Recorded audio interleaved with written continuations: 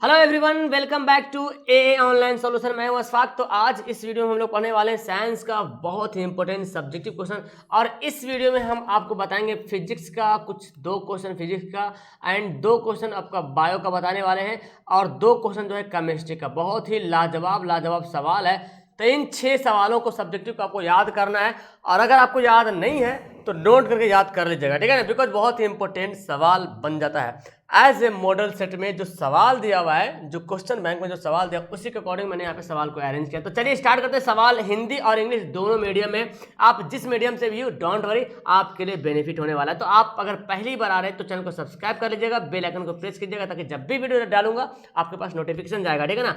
और ये आईडी पे फॉलो मुझे कर लेना, नीचे डिस्क्रिप्शन में लिंक भी दिया हुआ है। ओके, तो चलिए सबसे पहला सवाल बायोलॉजी का है एंड बायोलॉजी का सवाल यहाँ बोलता क्या कि जीवाश्म में क्या है, जैव विकास प्रक्रम के विषय के बारे में क्या बतलाता है, ठीक है ना। जीवाश्म में क्या होता है और बोला जैव विकास प्रक्रम के बारे में ये जो विषय है जीवाश्म में ये क्या बताता है। तो आइए पढ़ते हैं। देखिए, प्राचीन काल ऐसे कई जीव पृथ्वी पर उपस्थित थे जो बाद में समाप्त या विलुप्त हो गए। आपको भी पता है कि प्राचीन काल में कुछ ऐसे भी जीव पृथ्वी पर उपस्थित थे जो बाद में क्या हुआ, समाप्त हो गया, विलुप्त हो गया। वर्तमान में वह मौजूद तो नहीं है, वैसे अनेक जीवों के अवशेष के चिन्ह पृथ्वी के चट्टानों पर पाए गए। तो वर्तमान में जो प्राचीन में जो जीव थे जो मतलब समाप्त हो गए, विलुप्त हो गए, अभी वो जीव नहीं है। लेकिन अभी जब कुछ ऐसा खुदाई वगैरह होता है तो अवशेष के रूप में उसका चिन्ह प्राप्त होता है, पृथ्वी के चट्टानों पाए जाते हैं अवशेष के रूप में,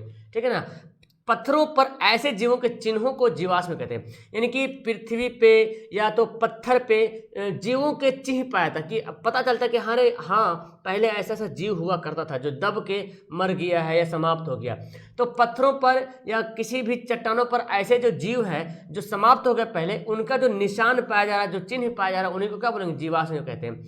जीवाश्म के अध्ययन से जैव विकास के प्रमाण मिलते हैं। जब जीवाश्म को अध्ययन करता है तो जैव विकास के बारे में उसको प्रूफ मिलता है, प्रमाण मिलता है। आर्कियोटेरिक्स का एक ऐसा ही जीवाश्म है, एक नाम है आर्कियोटेरिक्स, जिसमें रेंटिलिया तथा सीवीज पक्षी दोनों के गुण पाए जाते हैं। इसके अध्ययन से यह पुष्टि होती है कि रेंटिलिया तथा एवीज का विकास एक ही पूर्वज से हुआ है। तो मतलब कैसे पता चला, जीवाश्म से पता चला।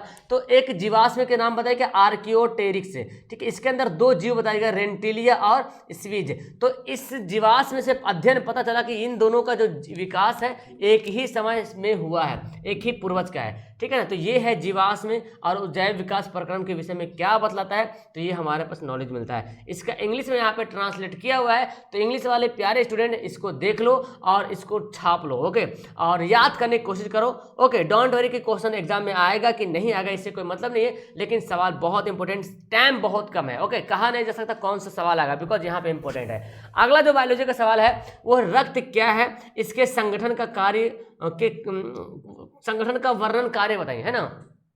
रक्त क्या है और उसके संगठन का वर्णन के कार्य बताना है, इसका संगठन कैसे हुआ, क्या संगठन है और जो कार्य है, मतलब रक्त में जो रक्त का जो कंपोनेंट है ना उसका कार्य बताना है। चलिए देखते पढ़ते हैं। रक्त एक तरल संयोजी उत्तक है। क्या है, एक तरल संयोजी उत्तक है। याद रखिएगा, रक्त जो एक तरल है मतलब लिक्विड टाइप का है, संयोजी उत्तक है, जिसके रंग एक विशेष प्रकार की प्रोटीन हीमोग्लोबिन के कारण लाल होता है। आपको पता है कि रक्त एक तरल संयोजी उत्तक है और उसका रंग जो है एक विशेष प्रकार का, एक खास प्रकार का प्रोटीन होता है जिसका नाम है हीमोग्लोबिन, और उसी के कारण जो है रक्त का रंग जो है लाल होता है। अब इसके कार्य के बारे में जानते हैं, ठीक है ना। तो देखिए कार्य यहाँ पे क्या है, यह ऑक्सीजन का परिवहन करता कौन, रक्त जो है ऑक्सीजन को ढो ढो के ले जाता है, जिसके फलस्वरूप शरीर की सभी कोशिकाओं को श्वसन क्रिया हेतु ऑक्सीजन मिलती है और ऊर्जा का उत्पादन होता है। जाहिर सी बात है कि जो रक्त जो ब्लड होता है ना वो ऑक्सीजन को क्या करता है, ढोता है। ब्लड जो है ऑक्सीजन का परिवहन करता है, ढोता है और कहाँ ले जाता है, सभी कोशिकाओं तक पहुंचाता है श्वसन क्रिया हेतु ऑक्सीजन। तो कोशिकाओं को श्वसन के लिए ऑक्सीजन प्राप्त होता है और हमको लगता है कि एनर्जी मिल गया, उससे क्या होता है, एनर्जी उत्पादन होता है। तो पहला काम है। दूसरा काम है, या श्वसन के समय, जब श्वसन हो जाता है उस समय जो है कार्बन डाइऑक्साइड गैस को वापस फेफड़ों तक लाता है कौन, रक्त लाता है, जिसके कारण शरीर को उससे मुक्ति मिलती है। अगर कार्बन डाइऑक्साइड गैस फेफड़े से शरीर से बाहर नहीं निकलेगा तो आदमी बचेगा भी नहीं। तो शरीर के अंदर कार्बन ऑक्सीजन जाना और शरीर के से बाहर कार्बन डाइऑक्साइड गैस का बाहर निकलना, ये दोनों निकालने का और ले जाने का काम कौन करता है? ऑक्सीजन करता है। सबसे बड़ा काम इसका है, ठीक है ना। चलिए यहाँ पे देखते हैं, यहाँ पे इंग्लिश में क्या है, व्हाट इज ब्लड। अब यहाँ पे देख लीजिए दोनों का, blood is a liquid connective tissue, यानी कि बोलते हैं किसको? सनिज उत्तक बोलते हैं। Whose colour is red due to the special type of protein haemoglobin. अब यहाँ पे इसका फंक्शन है, तो आपने इसको फंक्शन को देख लो और इसको पढ़ लो, इसको नोट कर लो। ओके, तो ये हो गया हमारा फिजिक्स बायोलॉजी का 2 सवाल। अब आता है देखिए हमारे पास फिजिक्स का, बहुत ही गजब का सवाल आपके पास है। और ये सवाल देखो, मैं अक्सर बोला करता हूं कि आप जो है सब्जेक्टिव क्वेश्चन पे थोड़ा सा ज़्यादा अगर फोकस करते हैं तो ऑब्जेक्टिव को सोचने की जरूरत नहीं पड़ेगा, ऑब्जेक्टिव ऑटोमेटिक याद हो जाएगा। सब्जेक्टिव क्वेश्चन अगर आप पढ़ते हो तो आप पहले प्रायोरिटी किसको देंगे? सब्जेक्टिव पढ़ने का, ठीक है ना। अगर आपका बेसिक कमजोर है तो ऑब्जेक्टिव पे ध्यान दीजिए, लेकिन सब्जेक्टिव अगर आप पढ़ते हैं तो ऑब्जेक्टिव बहुत क्लियर होगा। देखिए इससे पता चलेगा। फ्यूज तार की 3 विशेषताएं, बोला क्या जा रहा? 3 विशेषताएं लिखिए, प्रमुख विशेषताएं, मतलब मेन जो खूबियां हैं उसके बारे में बताना है। तो देखिए पहला खूबी है कि फ्यूज तार सीसा और टिन दोनों मिश्र धातु के मिश्रण से बना होता है। तो पहला ऑब्जेक्टिव सवाल बन जाता है कि फ्यूज तार किससे बना होता है, तो आपको पता होना चाहिए सीसा और टिन से। देखिए इसका ये कीवर्ड हो गया। अब कैसे याद रखेगा? तो याद रखिएगा सीसा और टिन से फ्यूज तार बनता है। दूसरा बात है इसका गलनांक निम्न होता है और प्रतिरोध बहुत उच्च होता है। देखिए गलनांक निम्न मतलब जैसे हम ये मेरा बोर्ड है, बोर्ड में फ्यूज लगा हुआ है, तो फ्यूज में जो तार लगाते हैं ना, तो उसका गलनांक निम्न होना चाहिए और प्रतिरोध उच्च होना चाहिए। हम लोग तो यूं ही नॉर्मली तार लगाते हैं, लेकिन वो गलत है। गलनांक निम्न इसलिए होता है, जो रियल फ्यूज तार होता है ना, जो रियल हकीकत में जो फ्यूज तार होता है उसका गलनांक निम्न इसलिए होता है क्योंकि जैसे ही अगर बिजली का धारा मतलब वोल्टेज बहुत ज़्यादा हो जाएगा तो ये तार गल जाएगा तो कनेक्शन टूट जाएगा, है ना। फिर घर में जो है कनेक्शन नहीं जा पाएगा, तो जो सामान है, जो एप्लियंस है, वो सब क्या होगा? सुरक्षित हो पाएगा। प्रतिरोध बहुत उच्च होता है। ओके, तो याद रखेगा, तो फ्यूज तार का गलनांक निम्न होता है, प्रतिरोध उच्च होता है। ये सवाल आता है कि फ्यूज तार का विशेषता क्या है, गुण क्या है कि प्रतिरोध निम्न और गलनांक निम्न और प्रतिरोध उच्च होता है। बहुत कम ही पॉइंट पे गल जाता है।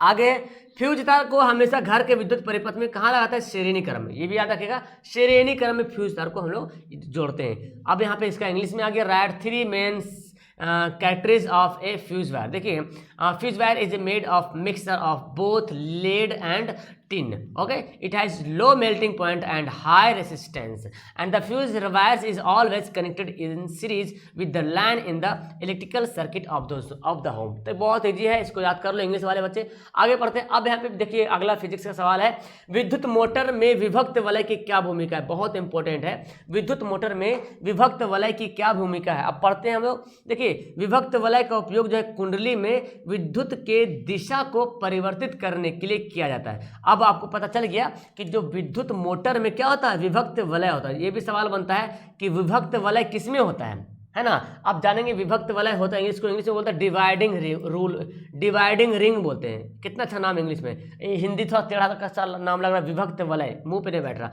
डिवाइडिंग रिंग तुरंत बैठ जा रहा। तो सवाल बनता है कि विभक्त वलय किसमें होता है? मोटर में, या तो जनरेटर में, या तो ऐसे बोल देगा मोटर में बोल देगा, हीटर में बोल देगा, ऐसे बोल देगा, ठीक है ना। तो याद रखिए विद्युत मोटर में विभक्त वलय होता है। और विभक्त वलय का उपयोग क्यों करते हैं? कुंडली में विद्युत के दिशा को बदलने के लिए इसका इस्तेमाल करते हैं। क्यों करते हैं? कुंडली में विद्युत के दिशा को बदलने के लिए। इसलिए हर आधे घूर्णन के बाद वह बल की दिशा को, जो कुंडली को घूर्णन करता रहता है, समान रहता है। मतलब हर आधे घूर्णन के बाद, मतलब इतना दूर घूरता है, फिर क्या होता है? वह बल की दिशा को, जो कुंडली को घूर्णन करता है, समान रहता है। मतलब हर आधे घूर्णन के बाद जो है ये परिवर्तित होता रहता है, ठीक है ना। और वो समान रहता है, उसका दिशा, जो बल की दिशा, जो कुंडली के घूर्णन है, वो समान रहता है हर आधे बार। जैसे इधर से घूमेगा, दिशा पलटेगा, फिर इधर आ जाएगा, दिशा इधर आ जाएगा, फिर घूमेगा। तो देख रहे हैं हर आधा बार घूम रहा, आधे बार में जो है दिशा पलट रहा, लेकिन दिशा समान है, उसका दिशा बदल रहा आधे बार में, लेकिन दिशा समान है। तो यहाँ पे सवाल बनता है कि कुंडली जो है आधे घूर्णन के बाद जो है दिशा जो होता है वो घूमता है, दिशा बदलता है, लेकिन उसका जो दिशा क्या होता है? समान रहता है। इस तरह कुंडली हमेशा के लिए एक ही दिशा में लगातार घूरते रहते हैं। तो दिशा बराबर हो गया, है ना। एक ही दिशा में, जैसे कि इधर से आ रहा, जा रहा, आ रहा, जा रहा, है ना। तो दिशा एक इधर से दिशा आ रहा था, अब देखिए इधर से जा रहा। तो देख रहे हैं इधर से दिशा, इसका इधर जा रहा है डायरेक्शन, और फिर देखिए इधर डायरेक्शन जा रहा। तो दिशा आगे हर आधे बार में बदलते रहेगा। लेकिन अगर देखा जाए कुल मिला के, तो दिशा एक ही, मतलब इस राउंड में जा रहा है ना, या इस राउंड में जा रहा है, एक ही दिशा में चलते रहेगा। अब इसका इंग्लिश वाले बच्चे देख लो, what is the role of the dividing ring in the electric motor, हमको डिवाइडिंग रूल याद आ जा रहा है, ठीक है ना। तो आप इंग्लिश वाले इसको इंग्लिश वाला नोट कर लें सवाल को, ठीक है। अब यहाँ पे सवाल जो पढ़ते हैं हम लोग केमिस्ट्री का, बहुत ही गजब का सवाल है, तो इस सवाल को मिस नहीं करना, समझना ध्यान से। देखिए केमिस्ट्री का जब भी सवाल आपको बनाने के लिए मिलता है या एग्जाम में आता है, तो कोशिश ये करना है कि केमिस्ट्री में अगर समीकरण बन रहा है तो समीकरण लिखेंगे, जिस तरह से मैंने यहाँ पे लिखा है, ठीक है ना। तो समीकरण को जब आप नोट करते हो, जब समीकरण को लिखते हो, तो ये जो एग्जामिनर पे बहुत ही पॉजिटिव इफेक्ट पड़ता है और आपका नंबर बहुत बेहतर रहता है। उसी तरीके से बायोलॉजी के सवाल अगर बनाते हो और बायोलॉजी में अगर फिगर बनना जरूरी है, मांग रहा, तो फिगर बना देना है, ठीक है ना। और केमिस्ट्री में कोशिश करना अगर केमिकल इक्वेशन बन रहा तो बना देना है। अब देखिए सवाल बोलता है सोडियम कार्बोनेट का जलीय विलयन क्षारीय होता है, क्यों। अब फिर यहाँ से देखिए ऑब्जेक्टिव सवाल बन गया, सवाल बोला सोडियम कार्बोनेट का जलीय विलयन क्या होता है, क्षारीय होता है। सवाल बनता है कि सोडियम कार्बोनेट का जलीय विलयन कैसा होता है, अम्लीय होता है कि क्षारीय होता है कि उदासीन होता है। अब याद कर लो, है ना। सोडियम कार्बोनेट का जलीय विलयन कैसा होता है, क्षारीय होता है। अब क्यों होता है देखिए जानते हैं, जब Na2CO3, देखिए ये क्या है, सोडियम कार्बोनेट है ना, जब Na2CO3 को जल में मिलाते हैं, तो यह क्रिया करता जल से और कार्बोनिक अम्ल तथा सोडियम हाइड्रोक्साइड बनाता है। क्या, कार्बोनिक अम्ल जो है, और कार्बोनिक अम्ल और सोडियम हाइड्रोक्साइड बनाएगा। कब, जब सोडियम कार्बोनेट को जल से मिलाएंगे, जल में घोलेंगे तब। ये नहीं बोल रहा, ये बोला कि जलीय विलयन मतलब सोडियम कार्बोनेट को जब जल में घोलते हैं तो जो जल जो होता है वो क्षारीय हो जाता है। सवाल समझ रहे हैं ना। जब NaCl को Na2CO3 सोडियम कार्बोनेट को जब जल में मिलाते हैं, जब जल में मिल जाएगा तब मिलने के बाद क्या होगा, ये जल जो क्षारीय हो जाता है। अब क्यों होता है तो समझिए, तो NaOH बनता है। अब जब हम सोडियम कार्बोनेट को जल में मिलाते हैं तो क्या क्या चीज़ बनता है, देखिए कार्बोनिक अम्ल बनता है और सोडियम हाइड्रोक्साइड यानी कि NaOH बनता है, ठीक है, हो गया। अब देखिए जल की उपस्थिति के कारण, चूंकि जल में डाल दिए तो जल की उपस्थिति के कारण जो NaOH है ना, ये टूटता है। क्या होता है, टूटता है, सोडियम अलग हो जाता है और हाइड्रोक्साइड अलग हो जाता है। तो सोडियम पे प्लस होता है, आपको पता है सोडियम पे प्लस चार्ज होता है, क्योंकि सोडियम 11 होता है परमाणु संख्या, तो एक खोगा तो क्या होगा, प्लस बनेगा ना, 2 8 11, तो एक खो देगा तो प्लस बनेगा। और हाइड्रोक्साइड पे माइनस होता है, ठीक है, याद रखिएगा, इसमें टूट जाता है। जब जल होता है, जल में जो NaOH क्या होता है, Na प्लस में और OH माइनस में टूटता है। तो OH क्या है आपको पता है, OH जो है क्षारीय को दर्शाता है, OH जो है क्षारीय को दर्शाता है। तो OH क्षारीय होने के कारण सोडियम कार्बोनेट को जो जलीय विलयन क्या होता है, क्षारीय होता है। क्योंकि OH टूटा, Na और OH टूट गया, तो OH क्या है, क्षारीय है। और जब OH क्षारीय है तो फिर जलीय विलयन भी क्या होता है, क्षारीय हो जाता है। इसका इक्वेशन देखिए नीचे में लिख दिया हूँ, जब Na2CO3 को जल में मिलाएं तो क्या बना, सोडियम हाइड्रोक्साइड और कार्बोनिक अम्ल बना, ठीक है, सोडियम हाइड्रोक्साइड बना। अब फिर देखो, अब इसको देखो, ये जो Na2CO3 है ना, देखिए इसको तोड़ें, टूटेगा, जल की उपस्थिति के कारण टूटेगा, तो सोडियम अलग हो जाएगा और कार्बोनेट अलग हो जाएगा। कार्बोनेट में पावर -2 होता है, यानी कि कार्बोनेट की संयोजकता 2 होती है, ठीक है ना, माइनस चार्ज होगा। और ये जल है, अब इसका अभिक्रिया हुआ, मतलब अब जब हम इसको तोड़ें तो देखिए ये भी टूटेगा, ये वाला NaOH भी टूटेगा, तो Na अलग हो जाएगा और OH जो अलग हो जाएगा, ठीक है ना, और ये जो अलग हो जाएगा। तो देखो ये क्या है, NaOH, ये क्या है बताओ, OH क्या है जी, आपको पता है OH जो है क्षार को दर्शाता है, क्षार, है ना। जब OH क्षार हो गया तो पूरा पानी क्या हो जाएगा, क्षारीय हो जाएगा, जलीय विलयन क्या हो जाएगा, क्षारीय हो जाएगा। समझ में आया, बहुत अच्छे तरीके से समझ आया होगा मेरे ख्याल से। तो आप इसको फिर से नहीं समझा तो फिर से एक बार रिपीट कर लेना, सुन लेना। और इंग्लिश वाले प्यारे स्टूडेंट आप इसको देख लो, ठीक है ना। तो ये तो आपको लिखना है, जो मैंने बताया हिंदी में वही यहाँ पे इंग्लिश में ट्रांसलेट किया हुआ है। और इक्वेशन बहुत इंपॉर्टेंट है, अगर इक्वेशन बनता है सवाल में तो आपको बना देना है, लिख देना है। जैसे सवाल देखिए अब यहाँ पे है, उदासीनीकरण अभिक्रिया क्या है। अब उदासीनीकरण अभिक्रिया के बारे में बताइए, उदाहरण दीजिए। उदाहरण तो देना ही पड़ेगा आपको, क्योंकि इक्वेशन ही तो उदाहरण देना पड़ेगा। बहुत ईजी है, जब अम्ल किसी क्षार से क्रिया करता है या अभिक्रिया करता है तब लवण और जल बनता है। इस अभिक्रिया को उदासीनीकरण अभिक्रिया कहते हैं। एकदम 1 टके वाला सवाल, एकदम फट से याद हो जाएगा ना। जब अम्ल को क्षार से अभिक्रिया करवाते हैं तो लवण और जल बनता है, और इसी अभिक्रिया को उदासीनीकरण अभिक्रिया कहते हैं, यानी कि न्यूट्रलाइजेशन, ओके, न्यूट्रलाइजेशन रिएक्शन। देखिए अब यहाँ पे मैंने यहाँ पे उदाहरण दे दिया है कि HCl क्या है, HCl वो है अम्ल है, ठीक है ना। जब अम्ल को NaOH क्या है जी, क्षार है, इससे अभिक्रिया कराए तो क्या बन गया, ये बन गया लवण। NaCl क्या है, लवण है, H2O क्या है, जल है।